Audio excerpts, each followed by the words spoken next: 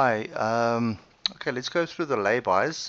Layby is a function where a customer would be buying items on a contract basis. In other words, they would not have necessarily want to spend the cash or have the cash to spend on certain products. Let's assume for the moment they want to buy I think I created some items earlier. There was a baby pram. For instance, let's say they want to buy that pram, but they do not have the full 699 rand dollars again uh, of the pram at that time. While we're at that point, let me just turn off the sound here, otherwise it's going to be quite irritating. You can obviously turn the sound off if you're playing your music through your computer system, so that the point of sale doesn't come up and jump at you or make a noise every time that somebody does a sale.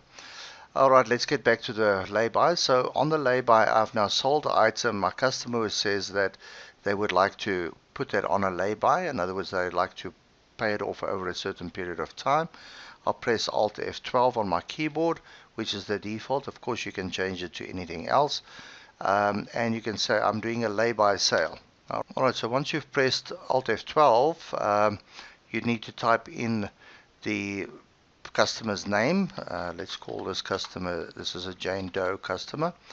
And when you obviously want to enter as much information of this person as you want, or can get hold of, email address maybe for marketing purposes, physical address, not really necessary because the item is not leaving the shop until it's been paid in full. The amount of money that the person is paying you right now as a deposit to create the contract is 50 Rand. They'll pay me weekly, and the contract is, for argument's sake, a 12-week period. My period that I'm going to make as the final date that the full amount must be paid is the 30th of December. In other words, if the person does not comply with agreement, in other words, she does not pay her 50 Rand weekly, and the full amount has been paid by that date, I can now regard that contract as being null and void. And of course, you'll have certain rules and agreements in place to say there will be an administrative fee added onto there. There might be some other charges that you would add onto the system. Okay, once you've entered all the information, you can simply click on exit, and the system would now have created the lay-by for you. It fills in the amount that you've entered in as the deposit. As you can see here, the tender amount is already sitting at 50 Rand. And how is she giving you that 50 Rand now? And I'm going to say that she's given to me in cash. In other words, I just finalized the sale now, and it's all complete. Okay. You wish to complete the lay-by? Yes, thank you. All right. Now, what has happened in the back office? I'm just going to press F1 for search here so that we can system can allow us to go to the back office part of it. The system has now created an account for this customer of ours. If I go to customer details, you'll see my Jane Doe is already there. And Jane Doe right now owes me an amount of 649 Rand. So let's go and see how that is made up. If I click on statement, the system would create a debit journal for the 699, the original value of the pram. And the reason why it's a debit journal is that it's not a sale yet. I can't add it onto my turnover. I can't pay VAT on it or taxes on it. So it's just a journal transaction. It's a record-keeping transaction. The customer has paid me the 50 Rand, as I can see over here. So the balance on this is now 649, and that's absolutely perfect. So let's go back, and I'm just going to go close that quickly, because we're going to do a couple of more transactions now to take the whole process through. So let's assume Jane Doe comes back a week later, and Jane Doe now wants to pay another 50 Rand or whatever amount of money onto it. So in the point of sale, I want to now enter the amount that customer has paid me, assuming it's a week or what later. I'm doing an account payment now, and I'm selecting my Jane Doe customer. Yes, that is the person, and she has brought me another 50 Rand in cash. Okay, so I type in my amount of money. I'm pressing F2 for cash. Do you wish to complete the account payment? Yes, thank you. And so we carry on. I'm just going to do a couple more sales just so to show you the process.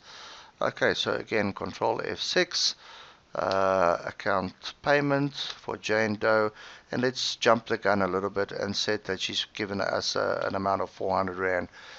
She hit the lotto, jackpots, whatever. Okay, and yes, I want to complete the payment. Thank you. Okay, so now at this point in time, Jane Doe's obviously don't owe us the full amount anymore. We can always at any stage go and do an inquiry in the back office, go to debtors, go to customer details, go to Jane Doe's account and look at a statement, and you'll see that Jane Doe right now owes us an amount of 199 Rand. And again, some time has passed and Jane Doe has now come back and said that she wants to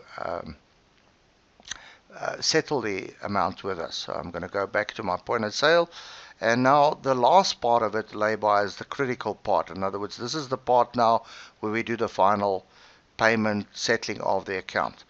So to do that, we won't just process the payment, we also need to process the actual sale. She now wants to be able to finalize her Layby sale. We'll actually be able to go into Alt F12 and then we'll retrieve the Layby. And we'll select the customer and it will bring up the details and we'll say proceed. Now as you can see on the right hand side here, it's already entered the amount that is due on the customer balance. In other words, that's the final amount, and because we've now said that we want to retrieve the Layby, we want to finalize it, we now need to enter the amount of money that she's given us. Okay, so let's type in the same amount of money, or you can even go and say, you know, a bigger amount if you want to give it a change, obviously. And there's 2 Rand change in it, and I'm pressing my F2 for cash sale. Do you wish to complete? Yes, thank you very much. Okay, and that's the part where the system will now actually go, and as you can see right at the top of the screen, ring up the product again. In other words, now the sale actually happens. Now it becomes a tax invoice. The customer has paid us the 699 Rand, as you can see there. Oh, sorry, the invoice was for 699. The total was that they did a final payment of 2 Rand. There was 1 Rand change on that sale.